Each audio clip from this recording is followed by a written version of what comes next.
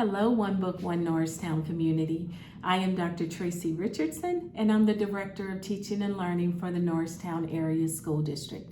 I will be reading Chapter 8 of Lorene Cary's The Price of a Child. Before going into Chapter 8, here's a brief recap of where we left off last week with Chapter 7. At the request of Harriet, Mercer visits Eliza Ruffin, president of the Lady Anti-Slavery Society, and Passmore Williamson's cousin. Eliza asks Mercer to sign an affidavit that she left Jackson Pryor of her own free will in hopes that the case against Passmore will then be dismissed. Mercer realizes that this may also entail her appearance in court, which could threaten her freedom, but she agrees to help. In addition, Mercer attends a ladies' anti-slavery meeting during which she is asked to detail her experiences as a slave and reveal her scars while members drink tea and eat cake. Mrs. Eugenia Pitts escorts Mercer to New York, which from Mercer's vantage point appears to have a large share of filth and poverty. She is brought to Mr. Henry's law office and for this occasion reverts to her slave name, Virginia Pryor, as she details the events of her escape. Now on to Chapter 8, Hard Swearing. The judge did not release Williamson. He was to produce Mercer's body, the bodies of her children, or else the court must know why not.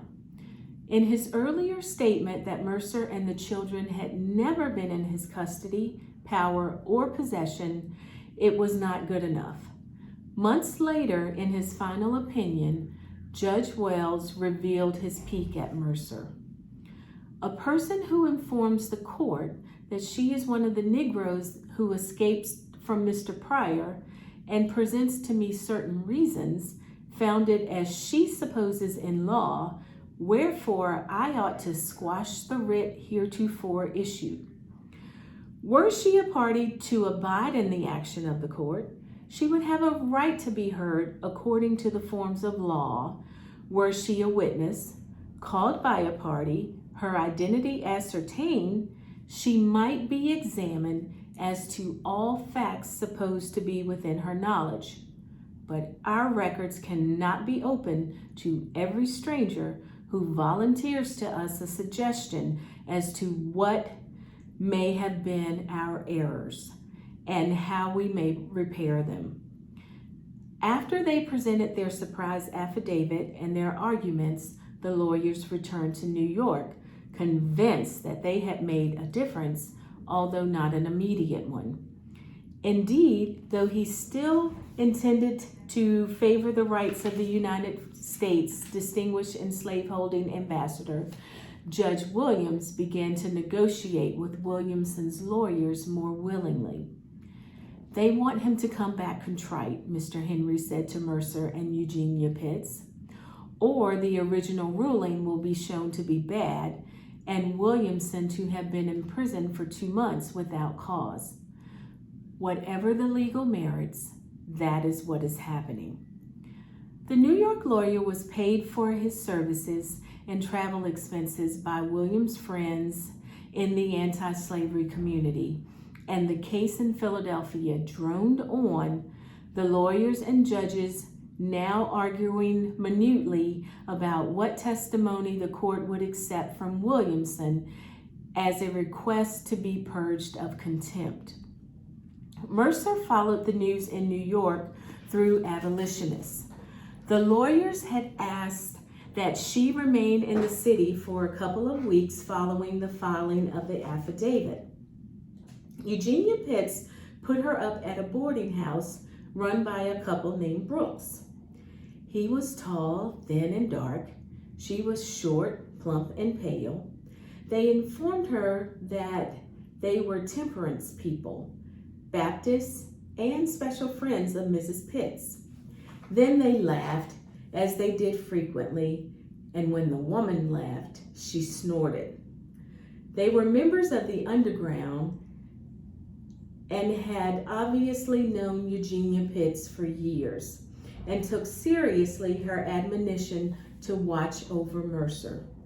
Aside from a few trips to the market with Mrs. Brooks, Mercer did not go out. She saw the other boarders in the halls, but the Brookses brought her to their private quarters to take her meals with them.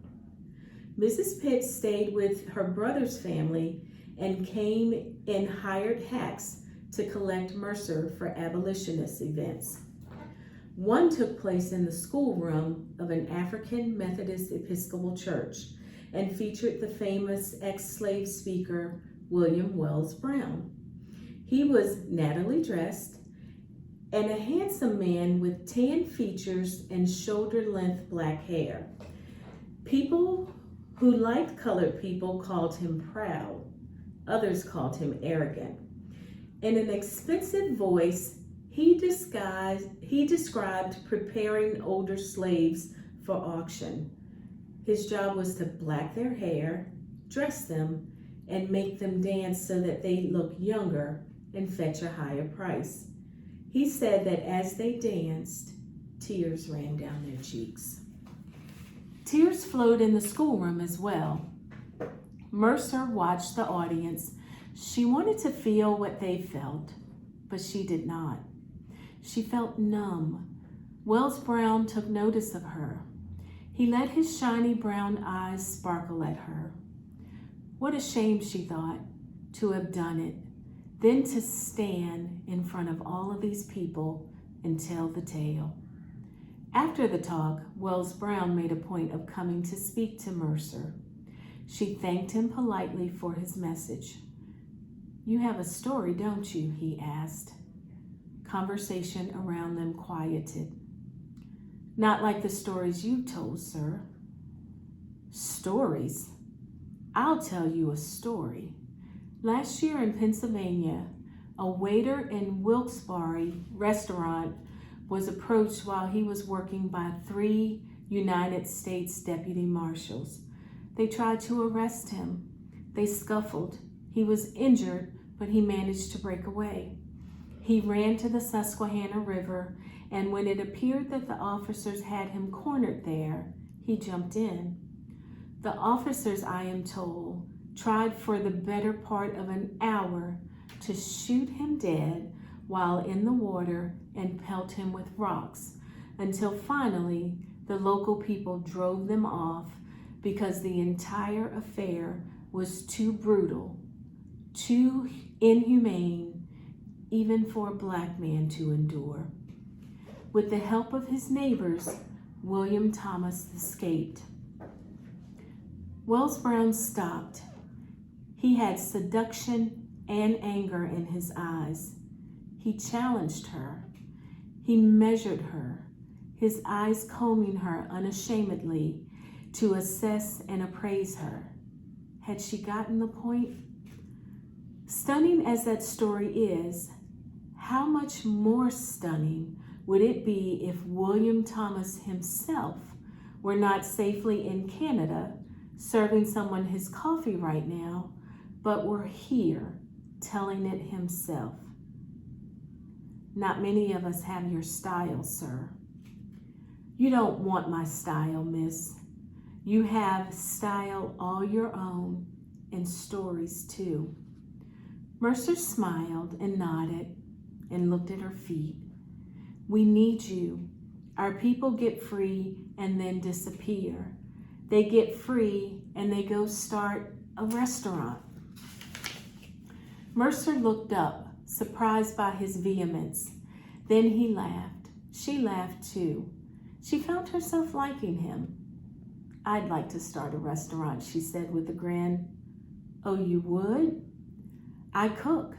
A man I know up north here told me good cooks are always scarce. She was being coy. He knew it. So I've heard. Yes, sir. Restaurant might just be the thing. Stay warm and never go hungry. That would be nice, wouldn't it? Just stay warm and keep our bellies full. I done more than that, she said. Of course you have, he said warmly. You have been through the storm. All the more reason to bear witness. Then he turned away. People were spread out like a fan from his elbow, wanting to talk to him. Mercer stood silently, looking around her, when she heard Williamson's case mentioned. Honestly, I worry for his health. Have you ever been to Philadelphia? Do you know where the prison is? No, can't say I do. It's in a section called Moyamensing, which is notorious, even in Philadelphia, for disease and bad air. They've had awful outbreaks of typhus, smallpox, cholera, and the inhabitants are depraved. It's the worst place they could have put him. Were you one of the pilgrims to go visit? No, I'm afraid not. I haven't seen the jail itself, but I can't imagine that it would be much better than the surrounding neighborhood. Have you been? No, I haven't. But look, here's the next best thing. A man with a bald head and a bushy orange and gray sideburns reaching under his chin, was displaying a small copy of a daguerreotype, while he and a tiny woman debated whether Williamson had allowed or caused the picture to be distributed. Either way, it was brilliant, said the man. Look at him. Just look at that face. That's what daguerreotypes can do. They capture the heart in the eyes. This man's eyes shine with integrity, which I'm sorry to say is in short supply on the bench in Philadelphia County. Integrity.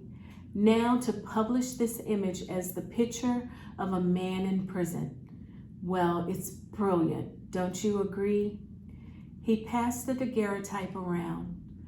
Mercer put out her hand to take a turn.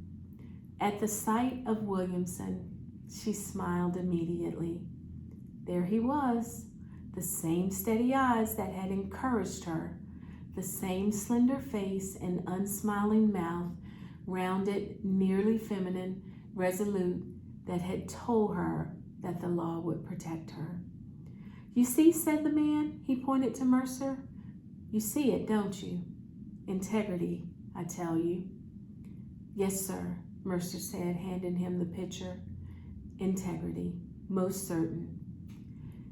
He'll help free more of your race with this. He held the daguerreotype in the palm of his hand than he did rescuing women from ferries. Although he couldn't do the one without having done the other first, Mercer shot back. Of course not, a woman said. She put her hand on the elbow of the man who'd been talking. You just set this man straight, she said cheerfully. Obviously, the two knew each other well. You always want someone to set me straight.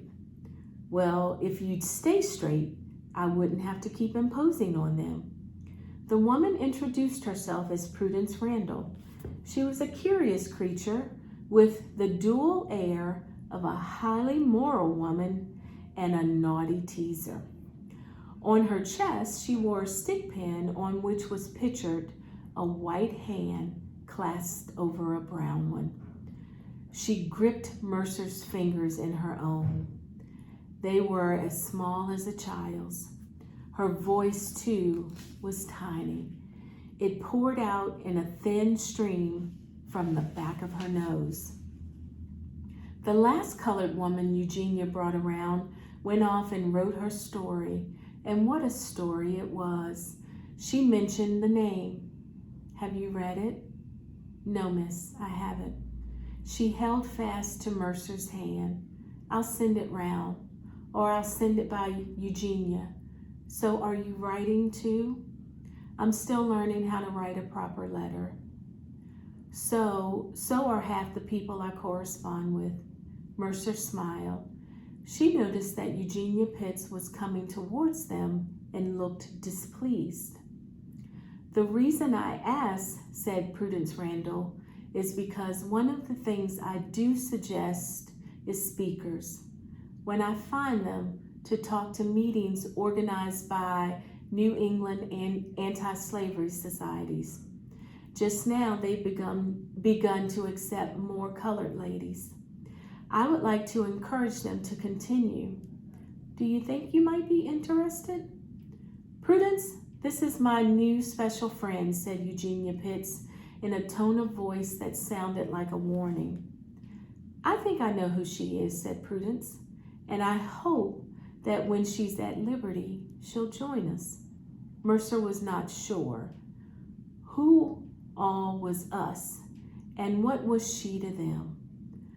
Was she what they had wished they could be, or prayed that they were not? Your cousin is in the parlor. Mrs. Brooks snorted a laugh and flounced out of the room. Tyree opened his arms wide when he saw Mercer. She quick-stepped to where he stood in the middle of the room and reached out his hands. He pulled her to his chest. My dear cousin, he said in her ear, how we've missed you. Mercer rested against him for a moment, taking in again the feel of his body against hers, the smell of his clothes. Here, he said, he pointed to a parcel from the family. He'd come to New York, he explained, to bring Mrs. Becker to her son's funeral. Mercer remembered Mrs. Becker, the widow who rented the Quicks' large and commodious house on Addison Street and shared it with Harriet. The house was quiet, chaste, and clean. I'm sorry to hear that she lost her son, Mercer said. Mercer untied the twine and folded back the sheets of the canvas. Inside were 2 books, a new pair of black wool stockings, letters from Etta and Maddie, and a handful of rock candy. I have thanked them all for me, she said, handing back the canvas and twine. I have just 3 hours before I must go collect Mrs. Becker, so come out with me. We'll walk and go to a restaurant for a meal. Your landlord and landlady have given their permission. Mercer went upstairs for her wrap. She took time to pull the new woolen stockings over her old ones too before she left. 2 pairs made her shoes tight, but the additional warmth felt good. Tyree smiled playfully when she came down. Luckily, I'm your cousin, or else I'd never be allowed to take you out. They're quite conscientious. Did you tell them you're my real cousin? Cousin with a wink. I told them that you'd stay with us in Philadelphia. They're on the New York Vigilance Committee, and they know Uncle Sharkey. I bought a note to them from him telling them that I am who I claim to be. So they'll let me take you away, although I could see that they'd have preferred us sit right here under their noses. Tyree and Mercer walked along the snowy streets until they came to a small black-owned restaurant that the Brookses had recommended. Mercer asked in detail about the children. How are they eating? They eat.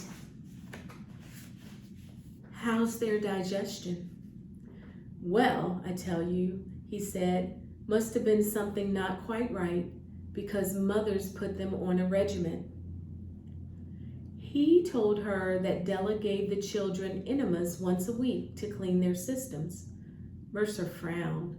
I don't see no call for that. Tyree shook his head. Well, there's not much you can do. Mother swears by those things. If it's any consolation, Merce, we used to have one every Saturday night before our baths. She decided to make a clean sweep of it, Africana and Cyrus too. To change the subject, Tyree told Mercer that Etta had blossomed. She's a different child now.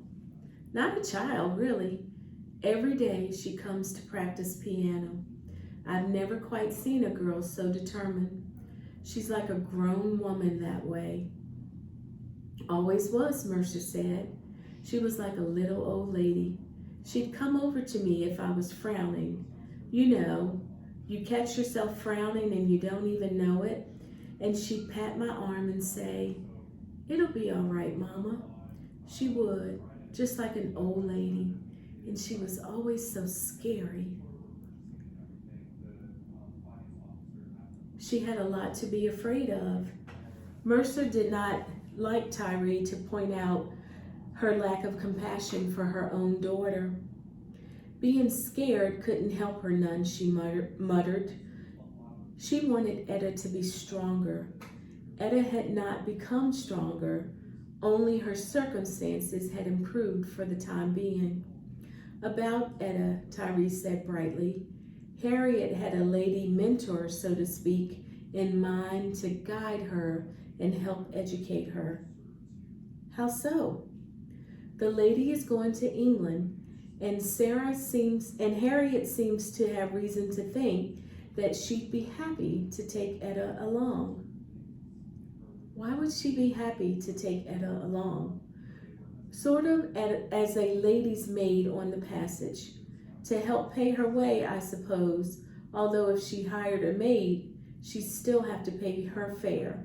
But really, I gather, as a former slave, to testify to the British anti-slavery people, who I'm told are very strong against slavery and contribute plenty of money to the cause. Mercer pursed her lips and then slowly pulled them down on the sides. I don't know, she said.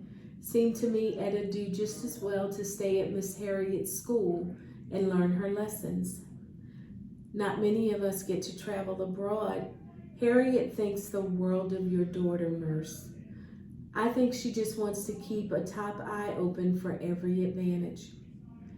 How often do they lose those ships? Very seldom these days, Merce. You were going to go to Nicaragua, weren't you? You see, I'm not there. Ha, you win that one. But shall I tell Harriet to look into it? If the invitation is made and you still feel the same way, you can say no then. I suppose. The restaurant, Mercer had never been to one, was plain but clean. Cary ordered bowls of oyster stew for them and pie and coffee. While the lawyers haggled, Cary said, Williamson is becoming famous. I saw a picture of him here this week. You've seen that? His friends have had to make more. There's such a demand for them. Can you guess how many visitors he's had? I'll tell you, more than 300 so far. Frederick Douglass himself came, and Harriet Tubman. Doesn't she have a price on her head? Oh, a big one. But I believe they're afraid to take her by now. Most of them wouldn't want to touch her. They're right. She carries a gun, and I'm sure that little black woman would use it. I hear about these people at the meetings Mrs. Pitt takes me to. Do you like them? Mercer stared at the table and puckered her lips. Hard to say, Cousin Cary. He smiled. No, it's not hard to say. If it's so hard to say, then you must not like them in the least. Well, the people have been kind to me. I cannot ever forget when people have been kind. Good. Now, that said, but Mercer's handsome and usually somber face turned mischievous. But what? But, well, you know, I've had some crazy conversations. For instance, this one very nice lady, came up to me and told me that she had been to a wedding last year where the bride refused to serve cake as an example to Negroes. Tyree laughed.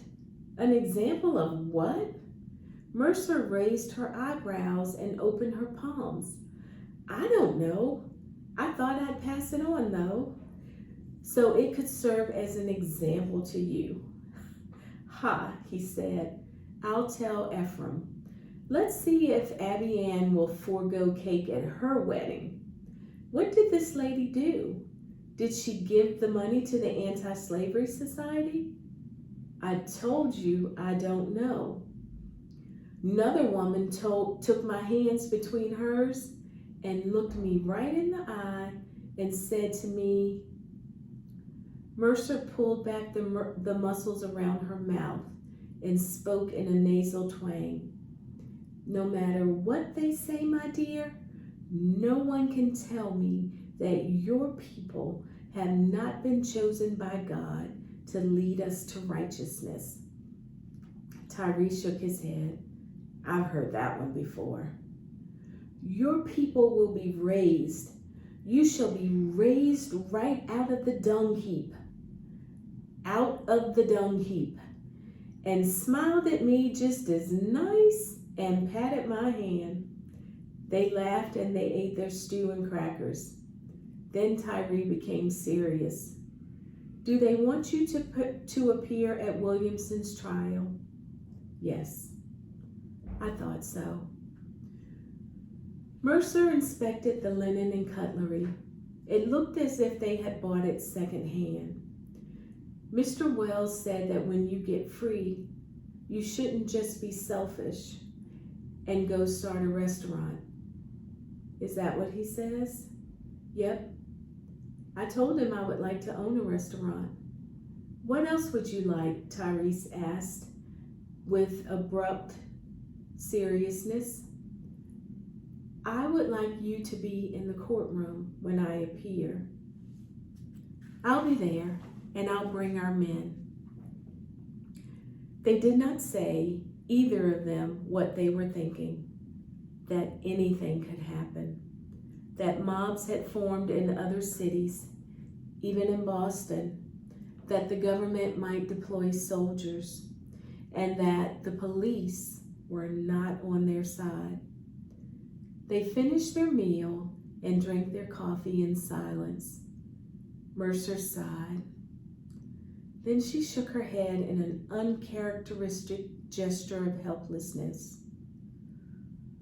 You've done so much for me, and I can't do anything for you.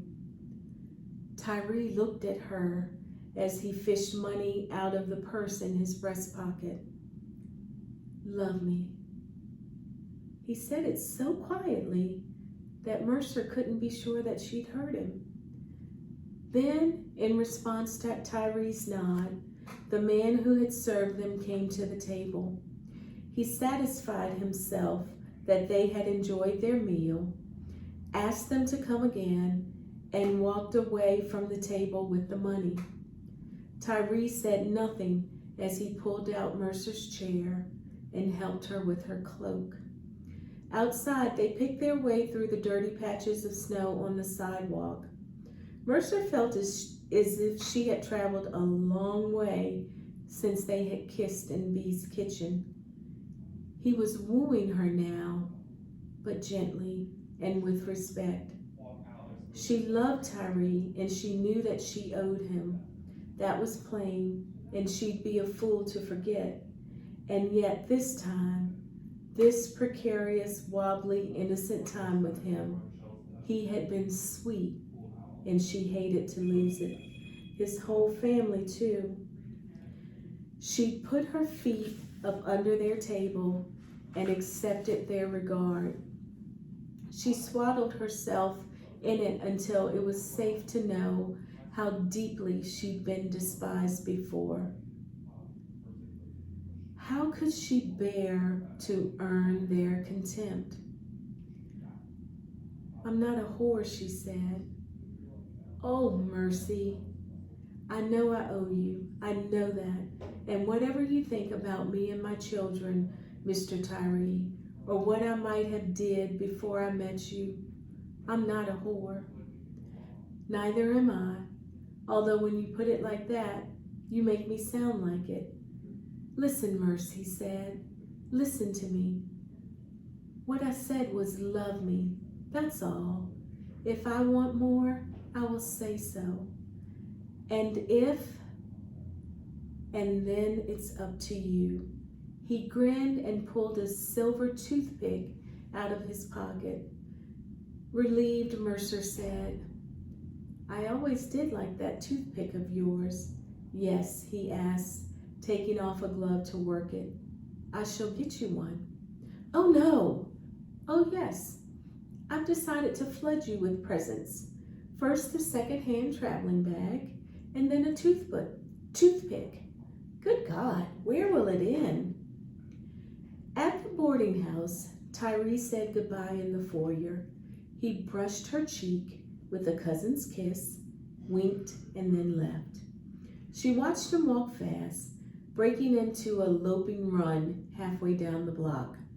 She made herself chat with the Brookses and then went upstairs. In the next few days, she read the books that Harriet had sent. One was the autobiography of Henry Box Brown, who had a friend mail him north in a box to escape slavery. Box Brown made a point of writing that his master had not beaten or starved him. His master had been what people might make the mistake of calling kind. But heaven save me from kind masters, he wrote, as well as those who called for more cruel, for even their tender mercies are cruel, and what no free man could endure for a moment. Mercer had difficulty understanding him on the first, second, and even the third reading, but the fourth time through, however, Brown's prose, with its flowery, ironic rage, gave itself up to her. She felt proud of him for writing what he had, proud of herself for being able to read him. Mercer memorized passages as Tyree and Harriet had advised her. Therefore, reader, allow me to inform you, as you, for aught I know, may be one of those degraded mortals who fancy that if no blows are inflicted upon a slave's body, and plenty of bread and bacon is dealt out to him, that he is therefore no sufferer, and slavery is not a cruel institution. Far beyond.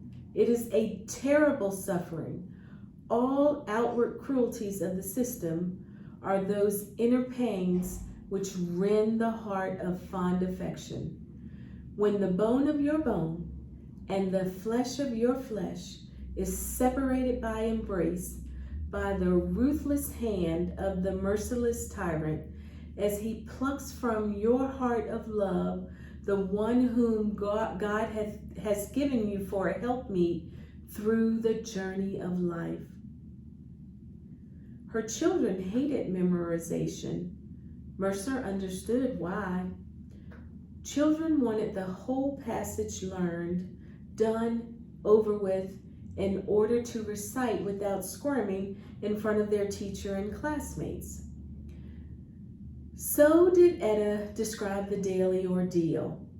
But Mercer reveled in the luxury of sitting in Mrs. Brooks' tidy bedroom, saying one line over and over to herself, becoming familiar with the words, pulling meaning from intricate grammar, hearing the raged whisper of her own husky voice.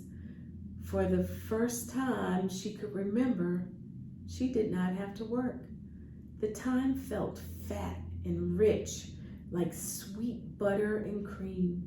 Besides, no one had assigned Mercer to memorize. She picked the passages as needed. She needed them because a zoetrope of violence had begun to spin in her head, and a gap opened up between the careful language she was learning in these stuffed velvet parlors and the memories her indefatigable mind dredged up each day and stored like the pickled animals on Harriet's shelves. She thought she'd hated collections of things, fussy little glass cups and saucers or guns or ships, but she had her own collection of bones and blood that stood up and spun around. She remembered a black man on a farm in Culpeper who had been drowned for revealing a plan to kill the master in his carriage and drive on north with him propped up on the cushion, asleep. The driver was hanged, but the others in the plot surrounded the telltale by the creek and they held him down. She remembered seeing a woman who'd lost the skin on the sides of her neck when 3 white boys stuck her head between the slats of a hog fence to poke her. She began to look from hundreds of miles distance and through this newly memorized and half-absorbed language at the circle she'd once lived within. She stored up facts. She made a collection of facts, and each time she remembered one, another tumbled into view. She saw in her mind the mistress who'd beaten her. She saw Pryor in his dressing gown. She saw them taking away her father on the back of a dray. She saw her mother sewing and cursing in the corner.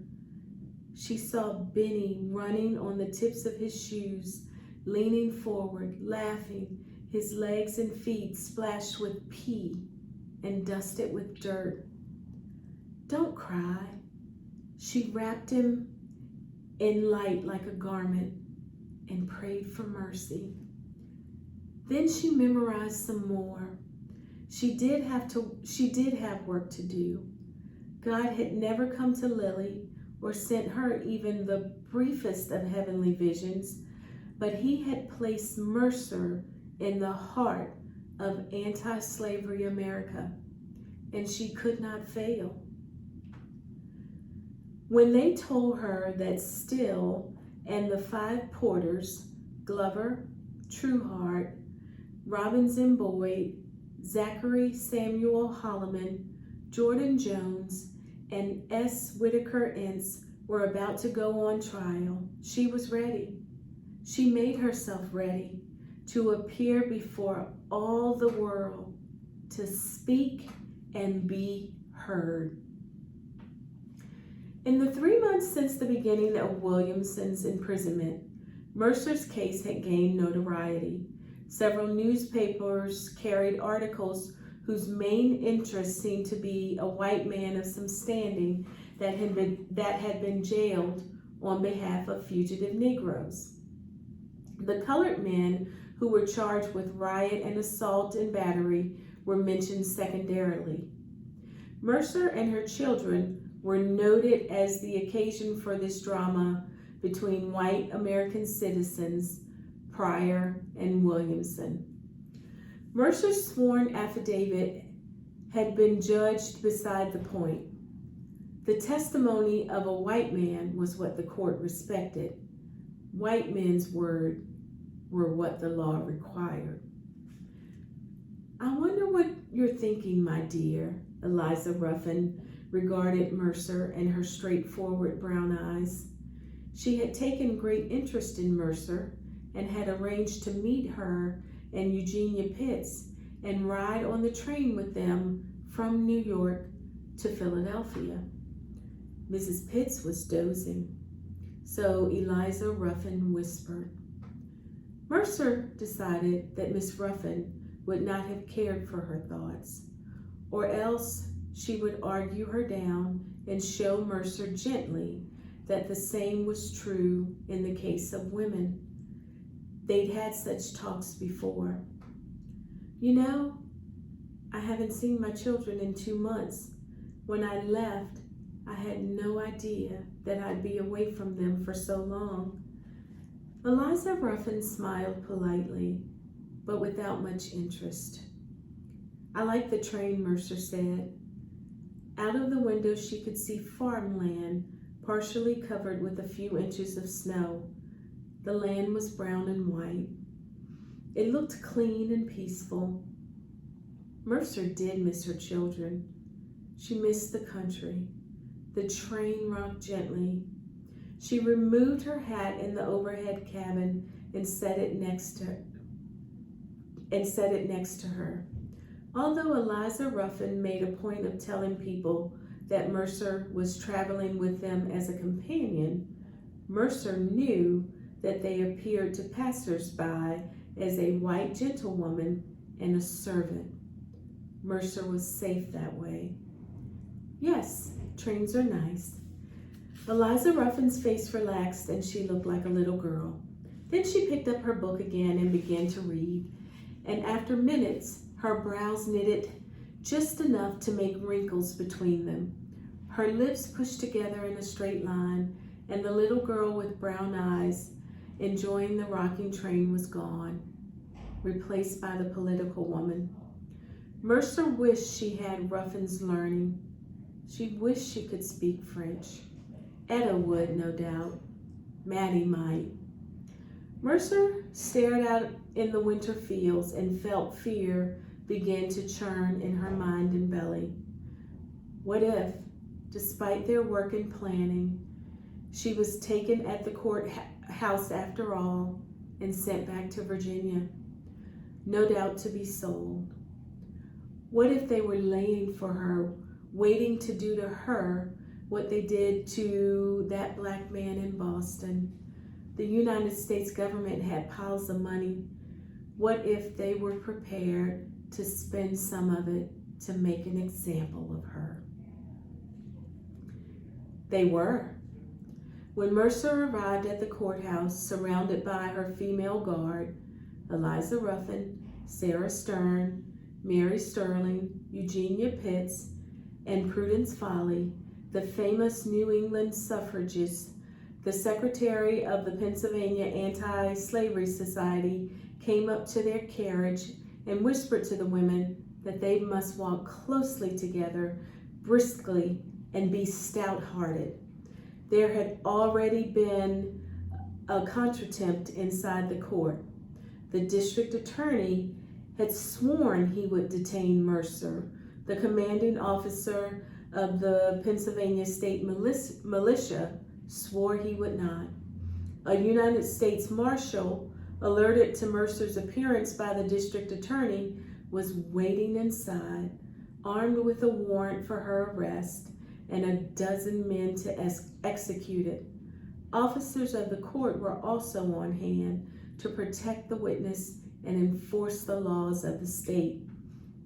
State officers dressed in blue came to the carriage. The anti-slavery secretary stepped to the side and let them escort their witness and her female protectors up the steps to the district court for the United States in and for the Eastern District of Pennsylvania. The ladies followed the first officers. The rest closed in behind them. They ascended the steps in a body and entered a brick building that had once held the U.S. Congress. 4 of the 5 lady escorts were Quakers. They wore gray cloaks and shawls, and under their shawls, quaint white caps over their hair. Only Eliza Ruffin was as tall as Mercer. The others were quite short. Mercer could not imagine how they must look, with her in the middle, towering above them, veiled in black. Light poured into the courtroom through the tall windows and onto the crowd of spectators. Through her veil, Mercer searched the backs of heads for Tyrese. She could not find him. Crazily, unjustly, she decided that he would not bother to come. Why should he? He was free after all, and he'd already done so much. Too much, maybe. Maybe he'd had enough of doing for her. Maybe his goodwill had worn out. Breathe. William Still's voice came back to her. Her breath fluttered the veil, and her strength returned. She needed strength. She needed to pay attention. It wouldn't do to go feeble in front of all of these people and in front of Pryor. She wouldn't give them the satisfaction. Besides, she still owed it to Still and the other men to perform in this court as well as they had performed on the dock. The judge's bench, the jury box, the gate between the judge and the onlookers, the benches for the spectators, everything was made of waxed and painted wood, worn smooth. Throughout the room, a chorus of soft wooden squeaks grunted and moaned underneath the hard voices of truth and lies. She bent her head to rest her eyes. Quite distinctly, as if he were calling her name, Mercer heard Cary clear his throat. She breathed again, deeply and with relief. Then she cleared her own throat. Her eyes closed. She wondered at how quickly she'd been ready to give up on him. The man said he would come. She told herself, and he's here, and he'd promised to bring friends. Mercer looked again at the back of heads. No doubt some of the black men seated in the front of her were with Cary, ready to stand as others had stood before.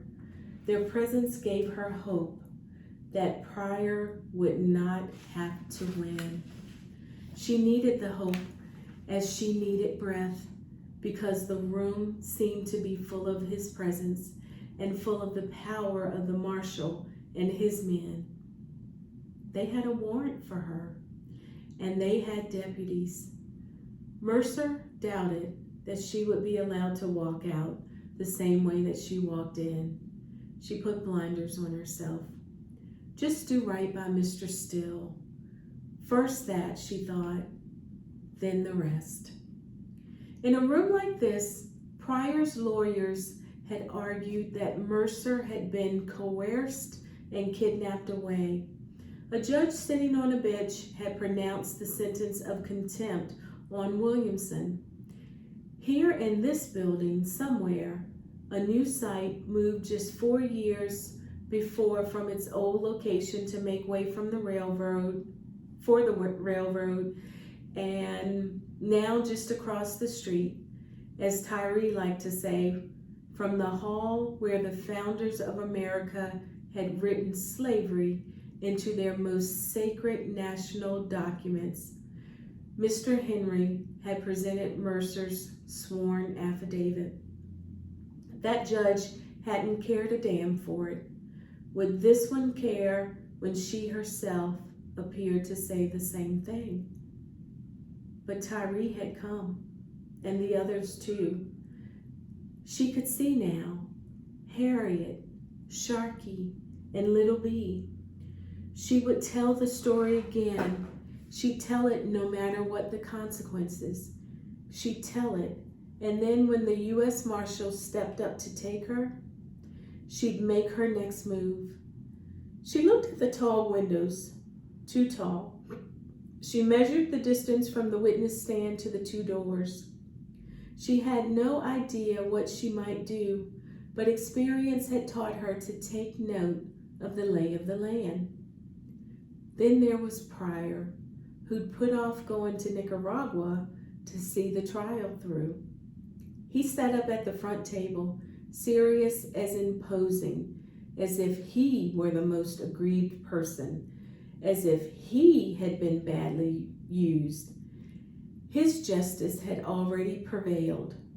Weren't they all assembled? Hadn't he and the devilish judge caused men to be held in prison? Hadn't they caused her to have to hide and sneak like a common criminal, as if getting free were a crime? Hadn't he caused a whole passel of anti-slavery people to spend money and time defending themselves and their agents? God damn you, she thought. Breathe. Through her veil, Mercer observed the other spectators. The blacks among them were well dressed. She recognized Quakers by the outstanding plainness of their clothing and supposed them to be friendly to her cause. With the other whites, she couldn't guess. She'd been told in New York that cases were not won or lost because of the crowd. Someone, she forgot who, said that given the right man as a judge and the right lawyers and the blessing of the Spirit, a judge could sit in his robe and on his bench and decide against a mob of 1,000. They claimed it had happened. Mercer didn't believe it. They respected their men of authority more than she did. She couldn't see how being a judge made a man just a man seemed more like, and how many men would not be affected by numbers. And the jury were sure to have brought with them God knew what ideas about fugitives and colored folk. How would they judge differently, Mercer thought, if the courtroom were full of black men, with only a few whites scattered here and there? How would it be, as Wendell Phillips wrote of Douglas, if the lions told history? But the government that went to lengths to keep as many blacks working as cheaply as possible would also go to lengths to keep too many of them from gathering their forces. They arrested 90 in North Carolina the month before for learning to read, and 50 in Maryland for daring to assemble together. White abolitionists said any number of things, and white jurors judged as they did because they were themselves protected by the law. She was not. The defense called 2 witnesses before her. One was a man who had been sitting on the hurricane deck when the escape took place. He swore that Mercer and the children had not been coerced. The second witness testified that he'd been on the avenue and that he too had seen the same woman and children appear to be going of their own free will. He amended his statement to say that the younger child was being carried, but that the woman was walking straight ahead next to William Still. "Now, sir," said Mr. Baker, the lawyer, "perhaps you know that yesterday in this very courtroom, a Philadelphia policeman, Officer Robert Brown, swore that at first glance he thought he was witnessing a fight, and he saw several Negroes forcing along a colored woman who was holding back with all of her strength." "No, sir, I didn't know." "An officer said that?" The lawyer looked at him. "The policeman was paid," whispered Eliza Ruffin. Mercer could not tell Mr. Baker's expression because his back was turned to her, but she did hear the hint of a chill in his voice. "Yes, Mr. McBride, an officer said that." "Oh, but you saw no such thing?" "No, sir. She wasn't holding back at all. As far as I could see, she was striding as fast as a body could stride." "And the Negroes around her?" "Well, the one, like I said, was carrying the boy, and the rest, I suppose, were trying to keep up with that colored woman. She's tall, you know, and looked like she was putting some ground atwixt her and that ferry as fast as she could." The man grinned, showing a mouthful of black and missing teeth. People near Mercer sniggered and tripped their tongues. "So there did not appear to you to be any coercion?" "Well, no, sir. That doesn't sound like coercion to you, does it, sir?" "Certainly not." "And Mr. Pryor?" "Well, sir, he was coming along behind them fast, and he were carrying on at her and at them." "And then what?" "Then, you know, a hackle came along that the way now and again, especially when they know a ferry's coming, now that Delaware Avenue is opened up. So looked to me like they flagged one down and was coming that way, and they got in. Who got in, sir? Why, still there, and the woman and the children. And then that hack rode her away. Thank you, sir. The man grinned again as he got down from the witness box. Mr. Baker walked to his table. He put down one set of papers and picked up another. Observers in the courtroom used the break to shift their weight in their seats and cough. Mercer could see Eliza Ruffin cringe when a consumptive-looking man next to her took out a handkerchief, stiff and crumpled from use, hawked and coughed in it. When the room settled, the judge told Mr. Baker to call his next witness. As before, Mr. Baker handed a piece of paper to the clerk. In his shrill voice, he cried out, "Virginia Pryor." Courtroom observers gasped out loud and turned in their seats.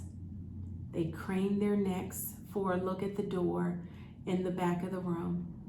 The sounds of their rustling rippled through the dead cold air like a flock of birds surprised into flight.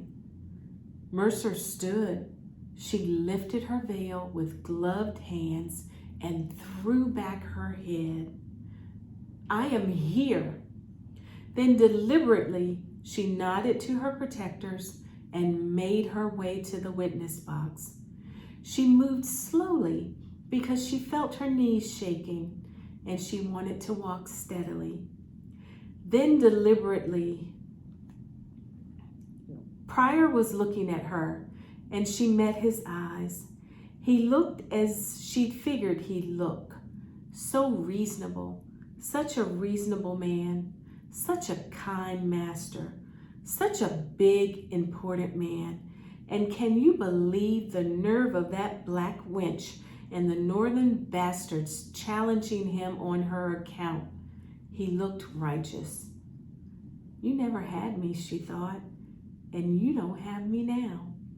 Then she looked at the other table where the defendant sat, still in his well-tailored suit, looking just as she remembered him, watching the proceedings with shrewd and shining eyes, and the other five dressed in plain dark jackets, a row of deacons in their own tiny libertarian church, prosecuted together to save the taxpayers' money. Only one, a powerfully built, pockmarked man, looked frightened. The others sat straight as schoolmasters, hands clasped together on the table, eyes revealing nothing. Pryor was inspecting her. She wouldn't let him stare her down. "You don't have me." She made herself look at him long enough to say the words in her mind, but not long enough that she'd be noticed. Great big ambassador, she thought, running down one slave woman, 2 children, and 6 colored men who never hurt you at all. Big man, and 1 white man in jail for contempt. She couldn't tell whom he wanted to punish more. And yet she was still tied to him as long as he had Benny. She masked her eyes with calm.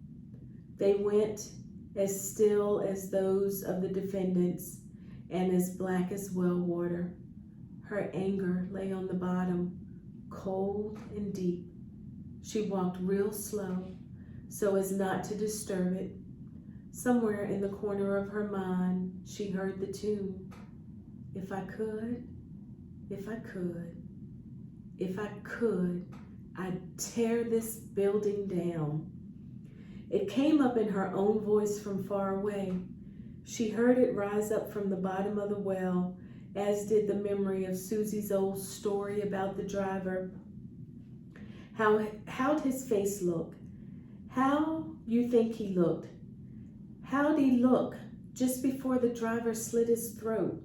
just the tiniest little second before. Good old Ned, just how you think he looked. She decided not to give them her new name. This trial was about the runaway, Virginia Pryor. She was more than that now, but for the trial, that's who she was. The rest of it was none of their business. After the gasping and oohing and awing, the spectators fell silent. Mercer walked the short aisle from her bench to the front of the courtroom, not looking for the familiar faces, but seeing them. Tyree's, Harriet's, Sharkey's, even Reverend Ephraim's. None acknowledged her. Mercer walked past them without blinking. Her petticoats rustled prettily as she walked up the aisle, and her new black shoes clicked on the waxed pine floor. She sounded like a lady. That was good. Let this colored woman make some damn noise as she went by. The bailiff swore her in. Pryor had lied plenty, but they asked her to tell the truth and only the truth. My name, she said, less than truthfully, is Virginia Pryor. Having spoken to so many lawyers in New York, she knew her own story well, and having talked to so many gentlefolk, she knew how to speak slowly and clearly. She let her voice roll out of her chest, low and musical. The spectators were silent. Mr. Baker asked her to tell her story in her own words. She began telling it as she told it in New York. It was different this time. No voice urged caution. She'd done away with caution. She caught Tyree's eyes. No one would be carting her out of this courtroom back to Pryor's kitchen or his bed. Pryor stared. Take a good look, she thought. Mr. Pryor brought me to Philadelphia on the way to New York and to Nicaragua, where I was to make things ready for his wife before he sent back for her. I didn't want to go without my children, and he consented to taking the older two, but said that the youngest, being an infant, would be too much of a bother, so I had no choice but to leave him. We came to Philadelphia by the cars from Washington, then went to the swift steamer to New York at 1 o'clock, but were too late. Mr. Pryor took us to Bloodgood's Hotel, and then he went to dinner. He told me in Washington to have nothing to say to colored persons, and that if any spoke to me, to say that I was a free woman traveling with a minister. We stayed at Bloodgood's till 2:45. Mr. Pryor kept his eye on me all the time, except when he was at dinner. He left his dinner to come and see if I was safe and went back again. While he was at dinner, I saw a colored woman and told her that I was a slave, and that my master had told me not to speak to colored people, and that if any spoke to me, to say that I was free. She said she pitied me, but could not help me. After that, I saw a colored boy, and I told him the same thing, and he said he would try to get word.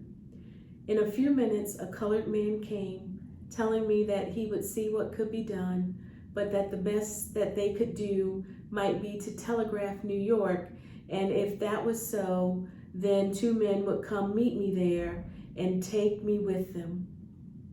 After that, we went on to board the ferry. Mr. Pryor sat beside me on deck.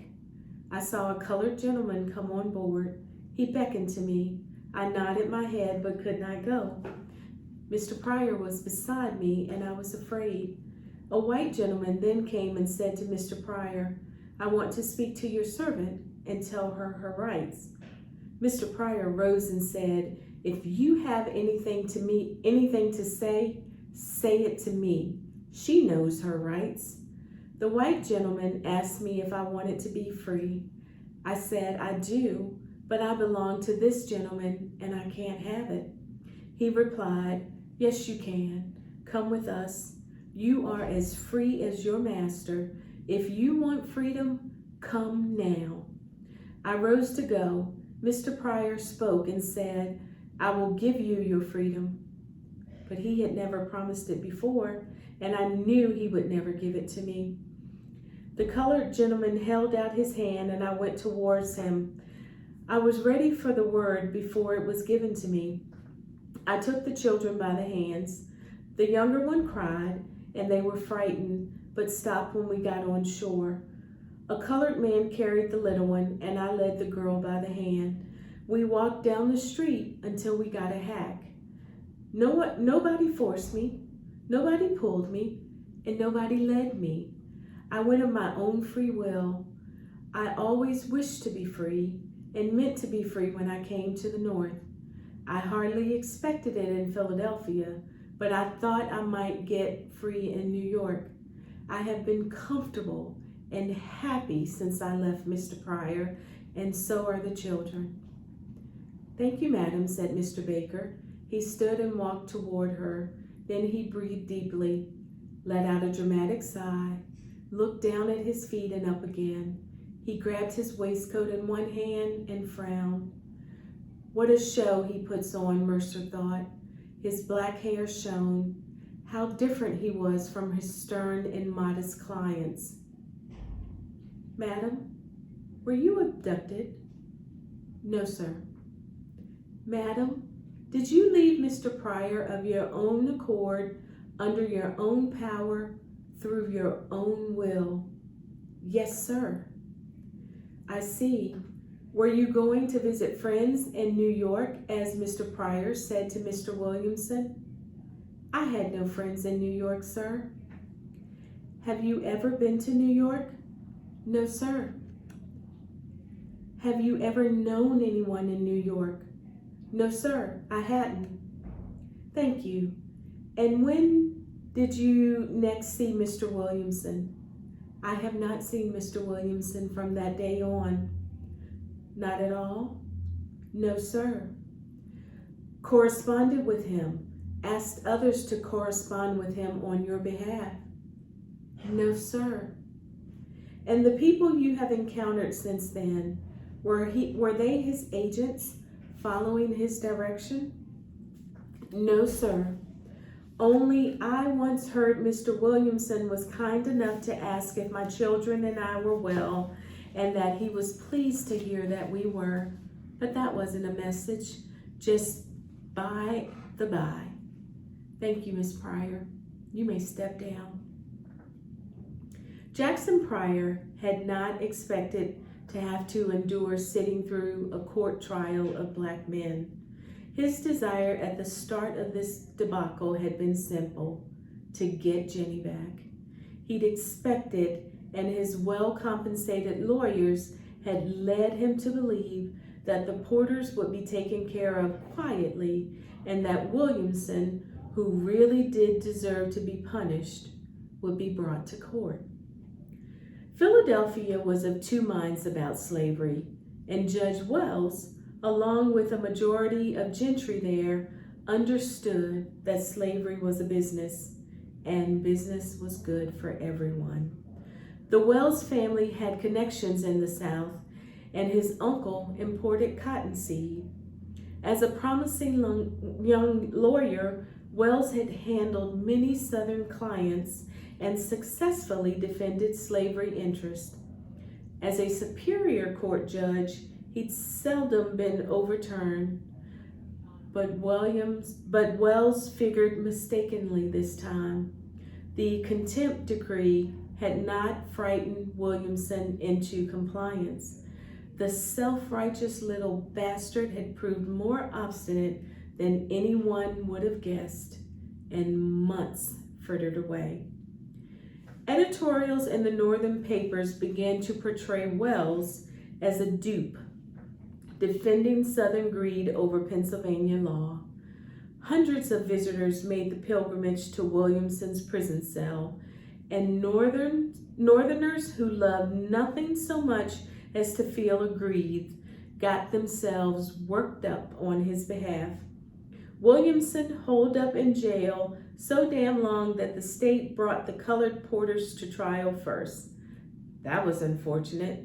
Instead of appearing before United States court where they would be liable for a $1,000 fine and 6 months in jail for harboring and assisting a fugitive, the conspirators came before a Pennsylvania court where just 7 years before, the legislator had passed a law repealing an age-old permission for men to bring and retain slaves within the Commonwealth.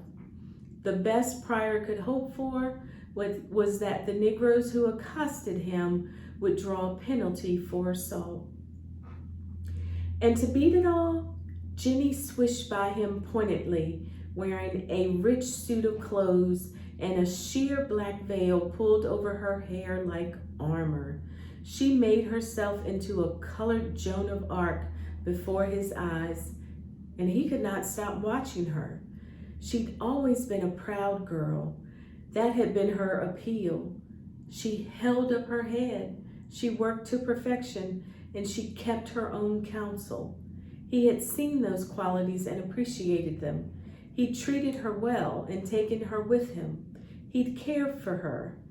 Now she had the nerve and gall to walk by him like the goddamn queen of Ethiopia.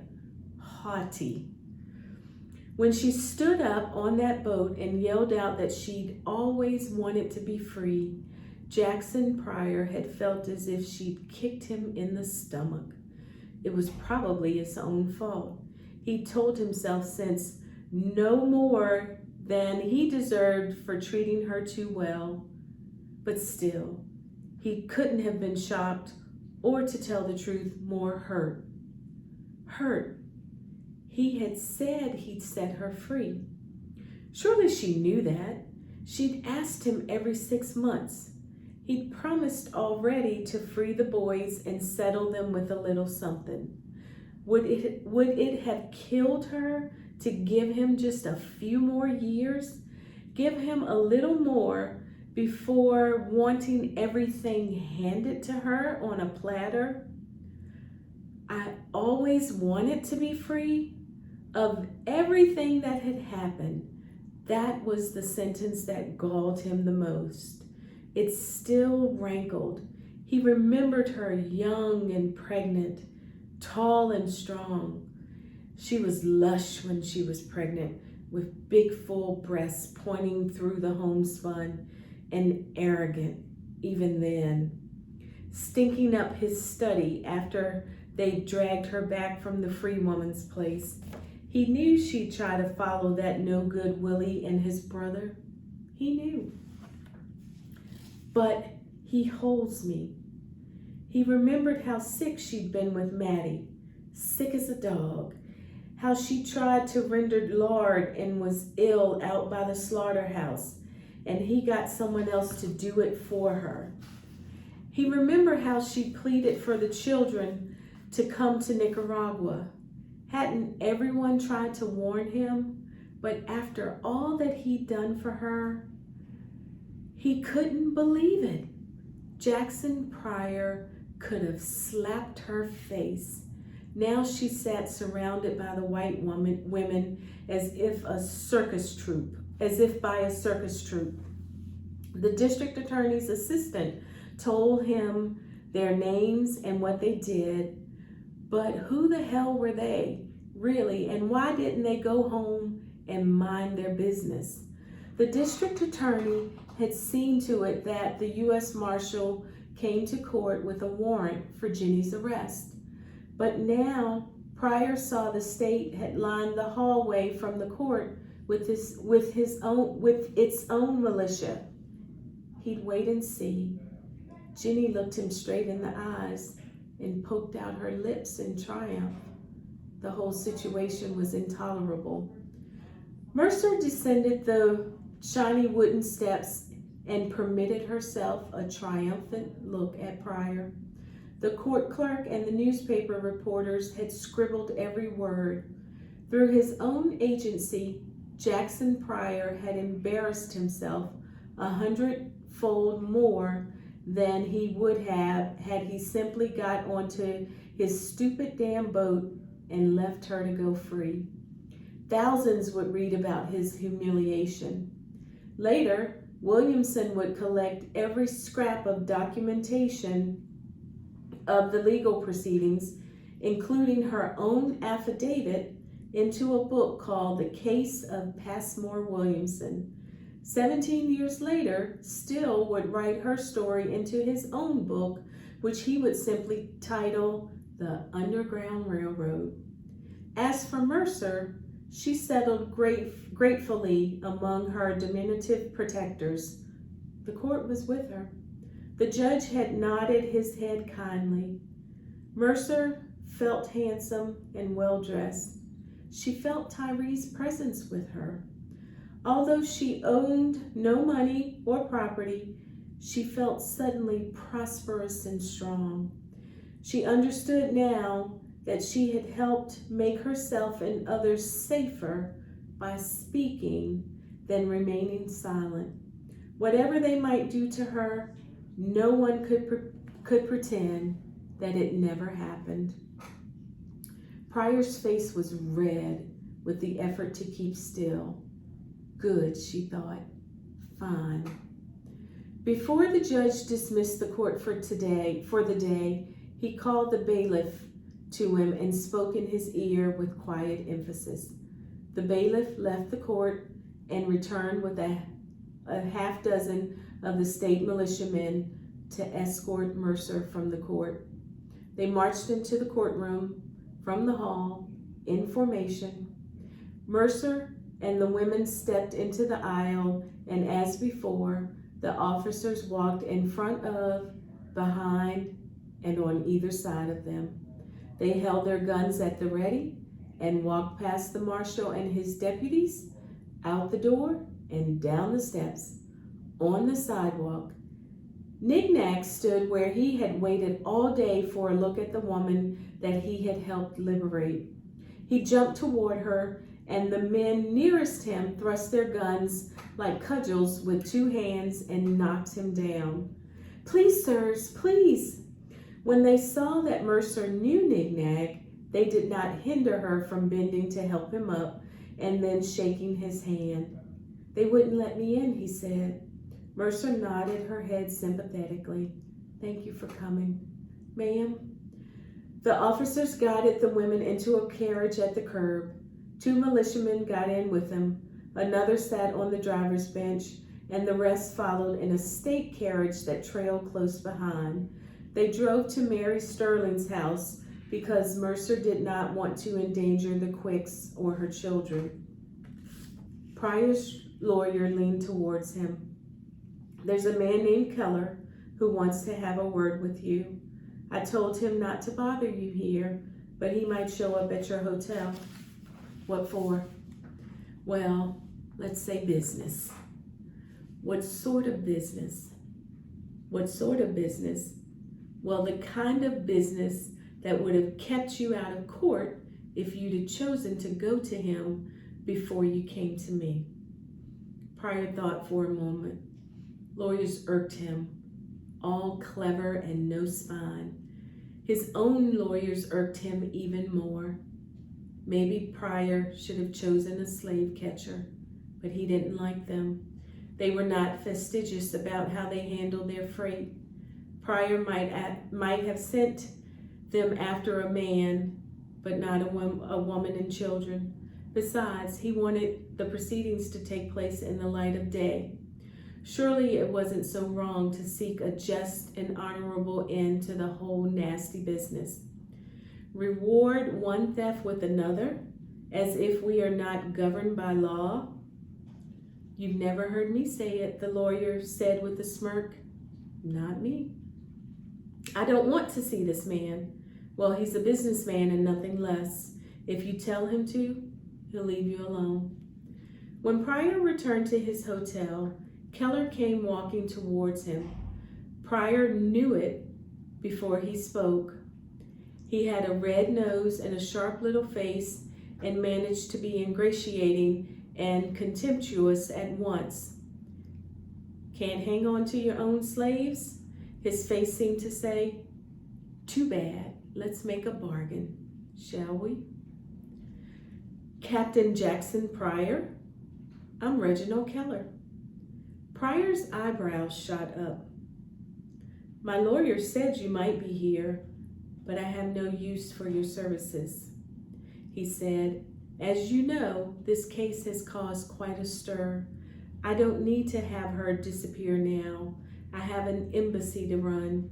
You see, it's quite useless." God knew she'd cost him already. He didn't even want to calculate how much. "My men, the men I hire, they're freelancers really, and we all like it better that way, if you know what I mean. My men have reclaimed a plenty of men's property. Got a couple they're looking for right now. It's like casting a net. Never quite know who you might catch by mistake, if you catch my meaning." "No, sir, I do not take your meaning. Now, if you'll excuse me." He did not like this insinuating man whose breath smelled like bad digestion and cheap tobacco. Keller looked at him with mock thoughtfulness.